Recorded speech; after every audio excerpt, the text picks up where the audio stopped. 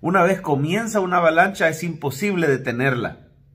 El otro día me mostraron un video impresionante de cómo inició una avalancha en un monte que estaba cubierto totalmente de nieve y había un restaurante al pie del monte y de repente se empezó a ver un pequeño derrumbe de nieve que venía hacia ellos, pero se veía muy lejos y de hecho se veía inofensivo y se veía preciosa la escena. Pero la gente del restaurante y los lugareños se empezaron a levantar y empezaron a decir avalancha, avalancha, y se empezaron a ir. Y el camarógrafo, la persona que estaba filmando en ese momento con su celular, dice, mira, mira qué precioso se mira eso. Y la esposa le decía, amor, estamos con la familia, es peligroso, la gente se está yendo, parece que es una avalancha. No, no te preocupes, no pasa nada, no va a llegar hasta aquí, eso se ve lejos. Y la avalancha crecía y se acercaba hasta se empezó a oír un rugido a lo lejos. Y empezó como a retumbar la tierra y la esposa alarmada se levantó y lo empezó a jalar del brazo. Y el hombre del celular no quería parar de filmar hasta que de milagro sobrevivieron, porque se ve que cuando la avalancha se acercó, simplemente se vio blanca la pantalla y no les dio tiempo. Tenía una velocidad y a una fuerza impresionante y no les dio tiempo de huir. Cuando se quisieron levantar de la mesa y salir corriendo, lo blanco los cubrió. Pudieron haber muerto soterrados en esa avalancha, pero de milagro ellos sobrevivieron a unos segundos terribles de una tormenta de nieve y una avalancha. Algo así es lo que le pasa al ser humano con el pecado. La palabra pecado puede sonar un poco religiosa, pero se refiere a la condición del corazón humano a partir de la caída del hombre en pecado, en la cual el ser humano es incapaz de pegar en el blanco de la justicia, de la santidad y de la verdad de Dios. Lo cierto es que vivimos en un mundo moral.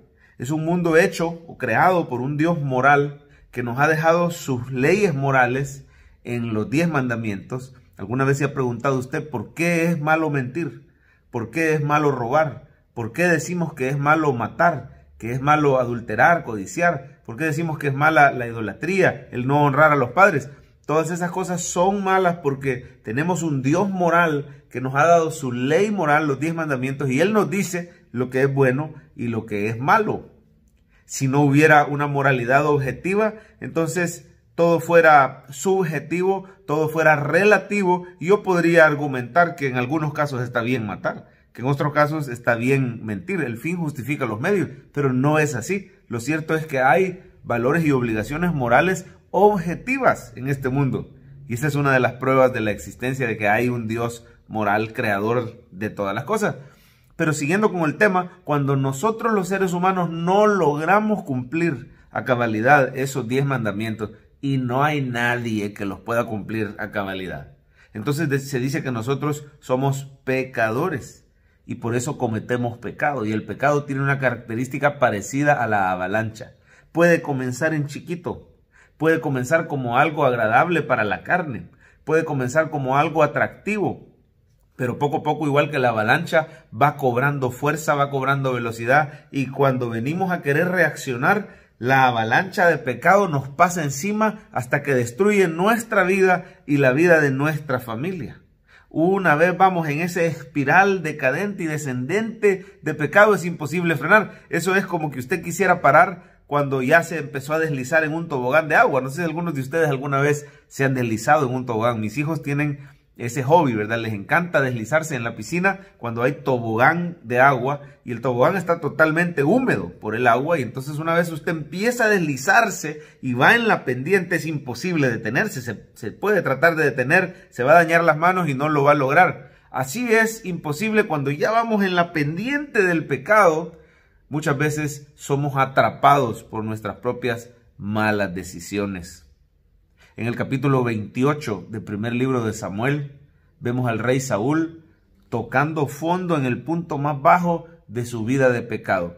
Saúl comenzó en esa avalancha de pecado, desobedeciendo a Dios, obedeciendo a medias. No quiso llevar a cabo una orden específica de Dios, de juzgar a una nación que había dañado fuertemente a Israel, a los amalecitas.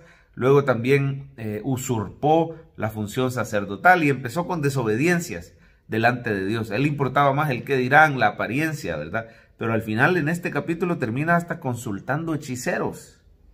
Y sabemos que esto era abominación. Ahora, él delante del pueblo trataba de presentarse como que él perseguía estas cosas, pero él en realidad consultaba muertos, consultaba hechiceros. Y aparece, hay una aparición aquí en este capítulo de Samuel diciéndole que Dios se ha vuelto enemigo de él. Y vemos a Saúl reaccionando de una manera muy afligido, ¿verdad? Preocupado, pero no hay nunca un verdadero arrepentimiento. Quiero decirles que todos en cierta forma somos como Saúl. Por nuestro pecado, por esa avalancha de pecado en la que caemos, nos hemos vuelto enemigos de Dios. Pero quiero decirles que Dios proveyó una solución a esta situación, una solución sobrenatural. Dios es capaz de parar esa avalancha de pecado. Y eso lo hace en la persona de Cristo. Solo Cristo es milagroso porque solo Cristo es verdadero Dios. Ninguna otra religión es capaz de revertir esta avalancha de pecado que viene sobre la humanidad. Pero Cristo es el Hijo de Dios. Y Él vino a este mundo y Él sí pudo cumplir los 10 mandamientos a cabalidad. Y Él fue a la cruz para pagar por los que no pudimos cumplir los 10 mandamientos. Todos los que vamos en esa avalancha de pecado, en ese tobogán, en ese deslizadero imposible de parar, encontramos en Jesús nuestra salvación. Ahora, poniendo nuestra fe en Él, no solo somos perdonados del pecado, no solo el Señor detiene el espiral de pecado y nos libra del poder del pecado, comenzamos a ser transformados y el Señor nos empieza a dar la victoria, literalmente detiene la avalancha y nos salva. Hoy quiero darte las malas noticias de que tú también eres un pecador como el resto de la humanidad. Pero te quiero dar las buenas noticias, esas que Saúl no quiso recibir, a pesar que muchas veces se le invitó al arrepentimiento. Pero esas que tú y yo hoy estamos recibiendo. Y son las buenas noticias que en Jesús hay perdón de pecados y hay salvación y vida eterna para ti. Hoy puedes cambiar el rumbo de tu destino si tan solo le dices al Señor, perdóname, reconozco que soy pecador y te agradezco por morir por mí en la cruz. Te entrego mi vida, quiero que hagas un milagro de salvación. Quiero ser un hijo de Dios, enséñame a vivir para ti.